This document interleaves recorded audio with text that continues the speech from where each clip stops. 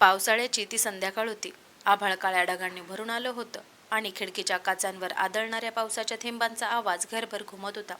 बाहेर निसर्ग धुंद झाला होता, पण गजाननरावांच्या मनात मात्र एक विचित्र शांतता आणि त्याहूनही मोठी पोकळी निर्माण झाली होती. वयाच्या 70त पोहोचलेल्या गजाननरावांनी आयुष्यभर कष्ट करून संसार उभा केला होता. पत्नी सुमित्रा गेल्यानंतर घरातलं हसू हरवलं होतं, पण मुलगा अमोल आणि मुलगी स्वाती यांच्या सहवासात उरलेलं आयुष्य शांततेत आणि आनंदात जाईल अशी त्यांची मनापासून आशा होती. सुमित्राच्या फोटोसमोर बसून ते अनेकदा हळव्या स्वरात म्हणायचे, काळजी करू नको सुमित्रा, आपल्या लेकरांना मी सुखात ठेवलं आहे. आता म्हातारपणी तेच आपल्याला आधार देतील. त्यावेळी त्यांच्या डोळ्यात आशेची एक छोटीशी ज्योत दिसायची, पण नियतीने त्यांच्या वाटेला वेगळंच काही लिहून ठेवलं होतं. गजाननराव एका छोट्या कंपनीत कारकून म्हणून काम करायचे. पगार फार मोठा नव्हता, पण प्रामाणिकपणा आणि कष्ट यांवर त्यांचा अपार विश्वास होता. स्वतःच्या इच्छा, स्वप्न आणि गरजा त्यांनी कायम मुलांच्या भविष्यासाठी बाजूला ठेवल्या होत्या. स्वातीच्या शिक्षणासाठी त्यांनी सुमित्राचे दागिने गहाण ठेवले होते. तर अमोलला इंजिनियर बनवण्यासाठी गावची 2 एकर जमीन विकली होती. मुलांना प्रत्येक सणाला नवीन कपडे घ्यायचे, पण स्वतः मात्र जुनेच कपडे वापरायचे. स्वतःच्या औषधांचा खर्च पुढे ढकलून मुलांच्या फी भरायच्या, उन्हातानात फिरून संसाराचा गाडा ओढायचा आणि रात्री दमून भागून घरी आल्यावर मुलांच्या चेहऱ्यावरचं हसू पाहून सगळा थकवा विसरून जायचं, हा त्यांचा दिनक्रम होता. सुमित्रा अनेकदा काळजीने म्हणायची, अहो, स्वतःचाही थोडा विचार करा. आयुष्यभर फक्त मुलांसाठीच जगत राहिलात तर स्वतःसाठी कधी जगाल? त्यावर गजाननराव नेहमी हसत म्हणायचे, मुलांचं सुख म्हणजेच आपलं सुख. आपण कशासाठी जगतोय? जर आपल्या लेकरांच्या चेहऱ्यावर आनंद पाहायला मिळाला नाही तर? वर्षामागून वर्ष सरत गेली. अमोल अभ्यासात हुशार निघाला आणि इंजिनियर बनून एका मोठ्या कंपनीत नोकरीला लागला. तर स्वातीचंही एका सुसंस्कृत आणि चांगल्या घरात लग्न झालं. त्या दिवशी गजाननराव आणि सुमित्राच्या डोळ्यात आनंदाश्रू होते. आयुष्यभर केलेल्या कष्टांचं फळ मिळाल्याचं समाधान त्यांच्या चेहऱ्यावर झळकत होतं. दोघांनाही वाटलं, आता संसाराची जबाबदारी संपली. उरलेलं आयुष्य मुलांच्या प्रेमात, नातवंडांच्या सहवासात आणि एकमेकांच्या सोबतीत आनंदाने जाईल. पण सुखाच्या त्या क्षणांवर नियतीची नजर लागली. एका रात्री सुमित्राला अचानक हृदयविकाराचा झटका आला आणि क्षणार्धात गजाननरावांचं सर्वस्व हिरावलं गेलं. अनेक वर्षांची सोबत एका क्षणात तुटली आणि त्यांचं आयुष्य अक्षरशः रिकामं झालं. घरात सगळं तसंच होतं, पण सुमित्राचा आवाज नव्हता, तिची हाक नव्हती, तिचं हसणं नव्हतं. तिच्या कपाटात ठेवलेल्या साड्या, स्वयंपाकघरात तिच्या हातचा उरलेला वास, देवघरात रोज लावला जाणारा दिवा आणि भिंतींवरचं तिचं हस्त छायाचित्र, हे सगळं पाहिलं की गजाननरावांचं मन भरून यायचं. ते अनेकदा तिच्या फोटोसमोर बसून अश्रूंना वाट मोकळी करून द्यायचे. पण दुःख कितीही असलं तरी मनात एक आशा होती की मुलं आहेत, त्यांचं प्रेम आहे आणि त्यांच्या सहवासात हे दुःख थोडं हलकं होईल. सुमित्राच्या निधनानंतर अमोलने वडिलांना आपल्या शहरातल्या मोठ्या फ्लॅटमध्ये आणलं. सुमित्राच्या जाण्यानंतर गजाननरावांनी स्वतःला खूप सावरलं होतं. आयुष्यभर जिच्या साथीने संसाराचा गाडा ओढला, तीच अचानक सोडून गेल्यामुळे मनातून ते पूर्णपणे कोलमडून गेले होते. पण मुलगा आणि सून त्यांना या दुःखातून बाहेर काढायचा पूर्ण प्रयत्न करत होते.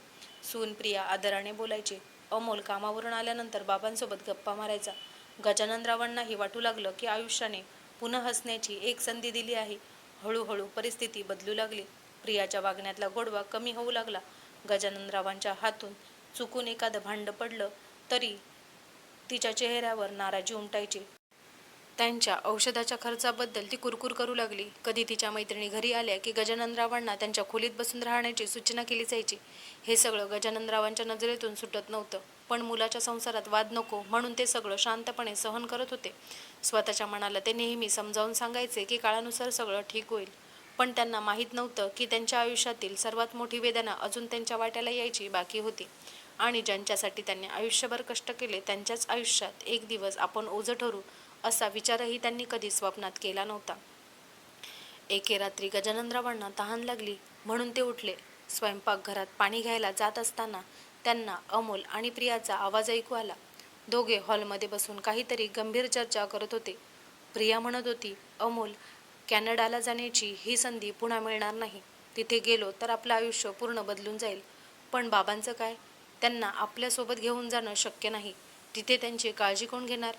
काही क्षण शांत राहिल्यानंतर अमोलचा आवाज आला, मलाही समजत नाही, पण माझं करिअर महत्त्वाचं आहे. एवढी मोठी संधी सोडणं योग्य नाही. हे शब्द ऐकताच गजाननरावांच्या हातातला ग्लास पडणारच होता की त्यांनी सावरलं. आपल्या मुलासाठी आयुष्यभर झटलेल्या माणसाला पहिल्यांदाच स्वतःच्या अस्तित्वाचं ओझं वाटलं. डोळ्यात अश्रू आले, पण त्यांनी ते पुसले आणि शांतपणे आपल्या खोलीत परत गेले. त्या रात्री मात्र त्यांच्या डोळ्याला डोळा लागला नाही. सुमित्राच्या फोटोसमोर बसून ते हळू आवाजात म्हणाले, आपला अमोल मोठा झाला ग सुमित्रा. त्याचं आयुष्य घडवण्यासाठी आपण सगळं दिलं. आता त्याच्या वाटेत मी अडथळा व्हायला नको. काही दिवसांनी अमोल त्यांच्या खोलीत आला. त्याच्या चेहऱ्यावर गंभीर भाव होते. बाबा, मला तुमच्याशी काही बोलायचं आहे, तो म्हणाला. गजाननरावांनी हसत त्याला जवळ बसवलं. बोल बाळा, एवढा गंभीर का दिसतोयस? अमोल थोडा वेळ शांत राहिला आणि म्हणाला, मला कॅनडाला जायची संधी मिळाली आहे. पुढच्या महिन्यात निघायचं आहे. हे ऐकताच गजाननरावांच्या चेहऱ्यावर आनंद उमटला. अरे वा, ही तर खूप मोठी गोष्ट आहे. तुझी आई असती तर आनंदाने नाचली असती. पण अमोलच्या चेहऱ्यावर तो आनंद नव्हता. त्याने नजर खाली करत हळू आवाजात म्हटलं, बाबा, तुमच्यासाठी मी एक चांगली व्यवस्था केली आहे. त्याचवेळी प्रिया म्हणाली, एक खूप चांगला वृद्धाश्रम आहे. तिथे डॉक्टर आहेत, सगळ्या सुविधा आहेत. तुम्हाला काही त्रास होणार नाही. ते शब्द ऐकून गजाननरावांच्या पायाखालची जणू जमीनच सरकली. काही क्षण त्यांना बोलताच आलं नाही. डोळ्यांसमोर सुमित्राचा चेहरा तरळला. मुलांना सुखी पाहण्याचं स्वप्न पाहणारी ती स्त्री, आणि आज हे वास्तव. थरथरत्या आवाजात त्यांनी विचारलं, अमोल, म्हणजे तुम्हाला वृद्धाश्रमात ठेवणार? अमोलने त्यांच्याकडे पाहिलं नाही. बाबा, माझी मजबुरी आहे. तिथे तुमची व्यवस्थित काळजी घेतली जाईल. गजाननरावांच्या डोळ्यात पाणी आलं, पण त्यांनी स्वतःला सावरलं. ओठांवर एक जबरदस्तीचं हास्य आणत ते म्हणाले, तुझ्या प्रगतीसाठी मी आयुष्यभर कष्ट केले. आता तुझ्या वाटेत मी अडथळा कसा होऊ देईन? जिथे ठेवशील तिथे राहीन. फक्त तू आनंदी राहा. हे शब्द बोलताना मात्र त्यांच्या हृदयाचे 1000 तुकडे झाले होते. त्या रात्री त्यांनी मुलीला स्वातीला फोन लावला. फोन उचलताच त्यांनी हळू आवाजात विचारलं, बाळा, तुझा भाऊ परदेशात चाललाय. काही दिवस तुझ्याकडे राहायला येऊ का? काही क्षण शांतता पसरली. मग स्वातीचा आवाज आला, बाबा, माझी परिस्थिती समजून घ्या. इथे आधीच खूप जबाबदाऱ्या आहेत. सासूबाईंनाही ते आवडणार नाही. खरं सांगायचं तर तुमची काळजी घेणं मला जमणार नाही. हे ऐकून गजाननरावांच्या हातातून फोन जवळजवळ निसटला. ज्यांच्यासाठी स्वतःच्या इच्छा मारल्या, त्याच मुलीच्या तोंडून हे शब्द ऐकावे लागतील असा विचारही त्यांनी कधी केला नव्हता. तरीही त्यांनी हसण्याचा प्रयत्न करत एवढंच म्हटलं, ठीक आहे बाळा, तुझा संसार सुखाचा राहो, आणि फोन ठेवला. त्या रात्री गजाननराव सुमित्राच्या फोटोसमोर बसून रडत होते. बाहेर मुसळधार पाऊस कोसळत होता आणि घराच्या एका कोपऱ्यात बसलेला तो बाप हळू आवाजात म्हणत होता, सुमित्रा, आपल्या लेकरांचा काहीच दोष नाही यात. कदाचित काळ बदलला आहे, पण आज खूप एकटं वाटतंय ग. ज्यांना हात धरून चालायला शिकवलं त्यांच्याकडेच आज माझ्यासाठी जागा उरली नाही. त्यांच्या डोळ्यातून वाहणारे अश्रू फोटोवर पडत होते आणि त्यांच्या मनात एकच वेदना होती. ज्यांच्यासाठी संपूर्ण आयुष्य जगलो त्यांच्याच आयुष्यात आज आपण ओझं झालो आहोत.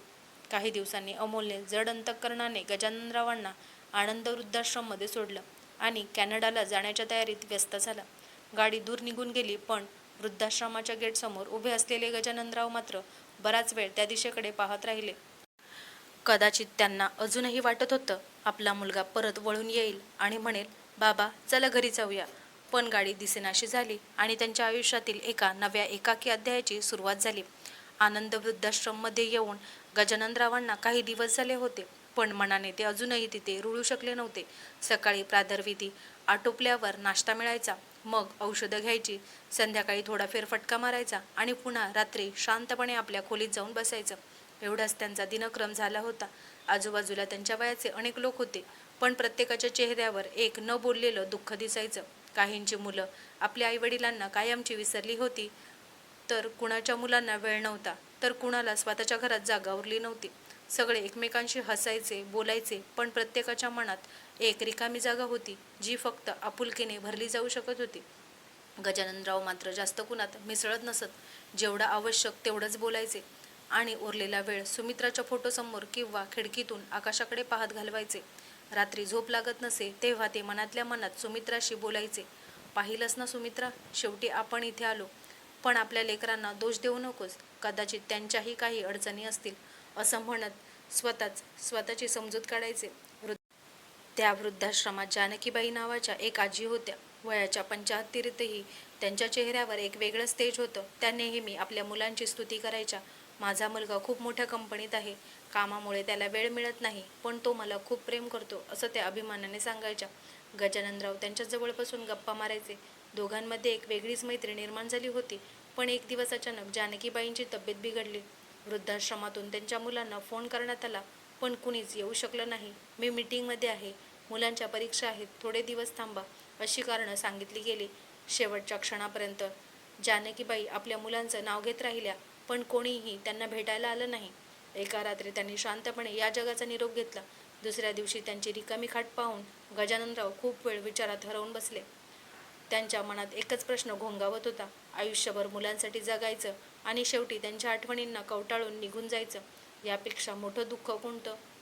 त्या दिवसापासून गजाननराव आणखीन शांत झाले. वृद्धाश्रमात अनघा नावाची एक तरुण मुलगी काम करत होती. ती तिथल्या स्टाफमधलीच होती, पण तिच्या स्वभावात एक वेगळीच आपुलकी होती.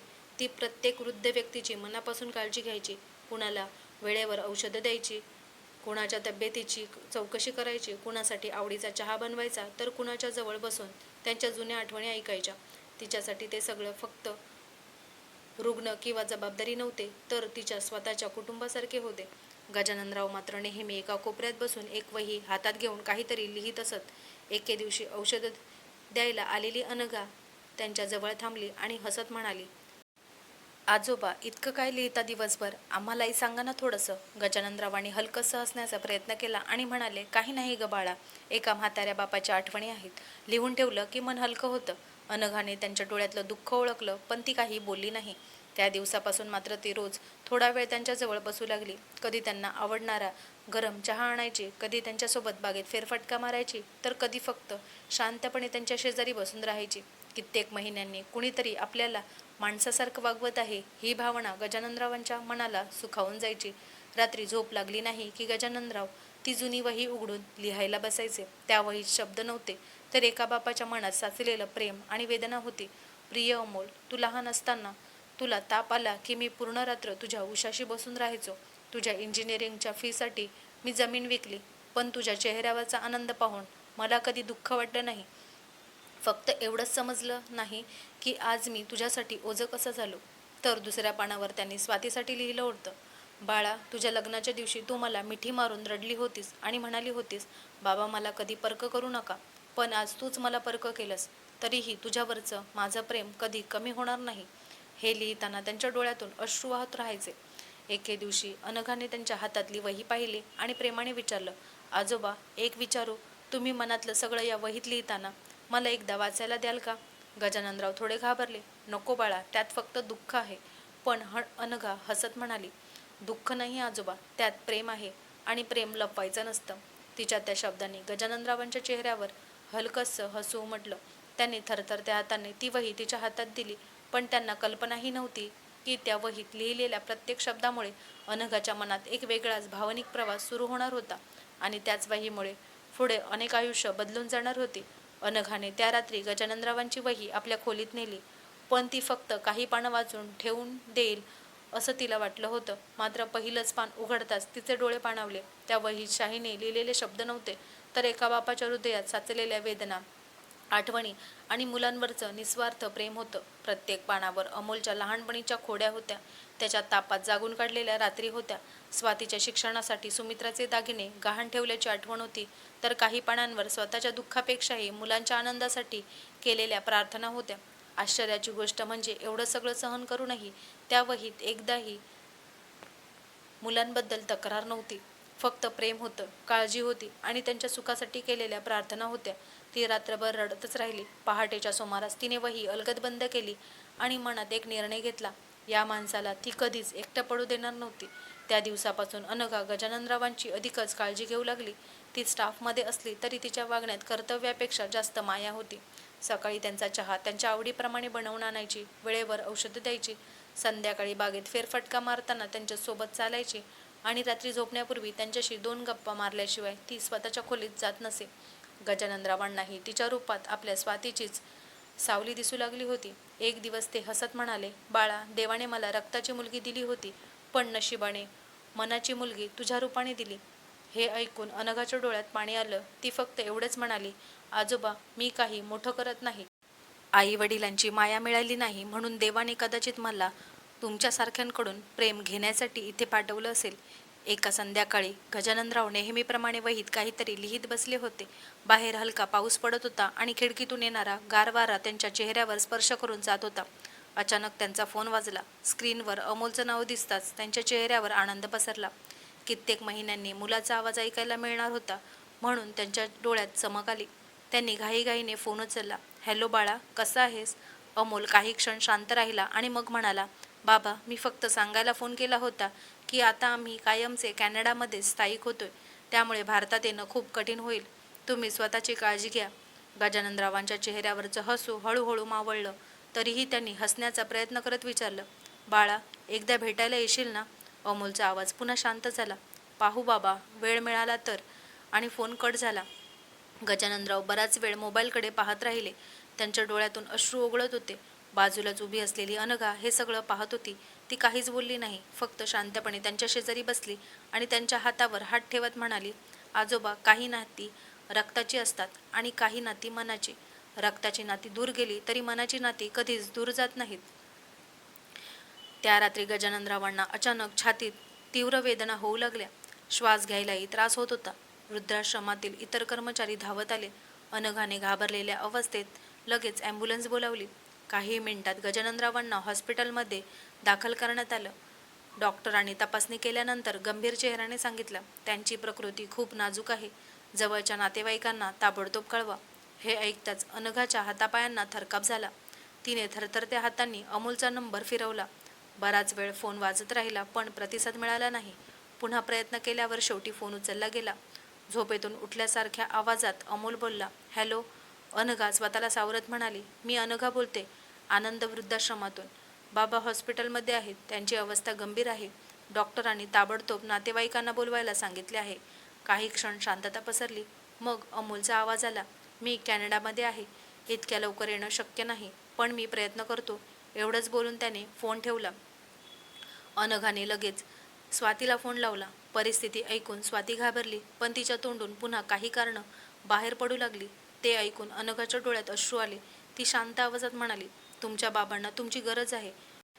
आयुष्यभर ते तुमच्यासाठी जगले. कृपया यावेळी तरी त्यांना एकटं सोडू नका. फोन ठेवून ती ICUच्या बाहेर बसली. तिच्या मांडीवर गजाननरावांची ती जुनी वही होती. नकळत तिने ती उघडली आणि तिच्या नजरेसमोर एक पान आलं. त्यावर गजाननरावांनी लिहिलं होतं, जर माझ्या मृत्यूनंतर ही वही माझ्या मुलांच्या हातात पडली तर त्यांनी स्वतःला दोष देऊ नये, कारण मुलांवर रागवणं मला कधी जमलं नाही. शेवटच्या श्वासापर्यंत त्यांच्यावर प्रेमच करत राहीन. ते शब्द वाचताच अनघाच्या डोळ्यातून अश्रूंचा बांध फुटला आणि त्याच वेळी हॉस्पिटलच्या कॉरिडॉरमध्ये घाईघाईने धावत येणारी एक स्त्री दिसली. ती स्वाती होती. तिचे डोळे रडून लाल झाले होते आणि तिच्या ओठांवर फक्त एकच शब्द होता, बाबा. रात्रभर ICUच्या बाहेर अनघा आणि स्वाती बसून होत्या. स्वातीच्या डोळ्यातून अश्रू थांबत नव्हते. तिच्या हातात गजाननरावांची वही होती आणि त्या वहीतील प्रत्येक पान तिच्या हृदयावर घाव घालत होतं. बालपणी तिचा हात धरून शाळेत घेऊन जाणारे बाबा, तिच्या प्रत्येक हट्टासाठी स्वतःच्या इच्छा मारणारे बाबा, लग्नाच्या दिवशी डोळ्यात पाणी आणून तिला सुखी राहण्याचा आशीर्वाद देणारे बाबा, आणि आज त्याच बाबांना म्हातारपणी एकटेपणाची शिक्षा मिळाली होती. ही जाणीव तिच्या मनाला पोखरत होती. ICUच्या आत गजाननराव अधूनमधून डोळे उघडून दाराकडे पाहत होते. प्रत्येक वेळी त्यांना वाटायचं, आत अमोल येईल, बाबा म्हणत मिठी मारेल आणि पुन्हा सगळं पूर्वीसारखं होईल. शरीर अशक्त झालं होतं. श्वास घ्यायलाही त्रास होत होता, पण मुलाबद्दलची आशा अजूनही त्यांच्या मनात जिवंत होती. सकाळ झाली तसे डॉक्टरांनी तपासणी करून गंभीर आवाजात सांगितलं की गजाननरावांची प्रकृती अतिशय नाजूक आहे. त्यांना कोणताही मानसिक धक्का बसू देऊ नका. स्वाती देवाकडे हात जोडून रडत होती. तेवढ्यात तिचा फोन वाजला. समोरून अमोलचा आवाज आला. त्याच्या आवाजात घाई, भीती आणि पश्चाताप स्पष्ट जाणवत होता. स्वाती, मी मुंबईला उतरलोय. 2 तासात हॉस्पिटलमध्ये पोहोचतोय. बाबांना काही होऊ देऊ नकोस. हे ऐकून स्वातीच्या डोळ्यात पुन्हा आशेचा किरण चमकला. तिने देवाला हात जोडले. देवा, फक्त एकदा माझ्या भावाला बाबांची भेट होऊ दे. त्यानंतर तुझी जी इच्छा असेल ती होऊ दे. ICUच्या आत अनघा गजाननरावांच्या जवळ बसली होती. तिने त्यांचा हात आपल्या हातात घेतला होता. गजाननरावांनी थकलेल्या नजरेने तिच्याकडे पाहिलं आणि हलकसं हसत म्हणाले, बाळा, तू कोणत्या जन्माची मुलगी आहेस ग? रक्ताचं नातं नाही तरी एवढी माया करतेस.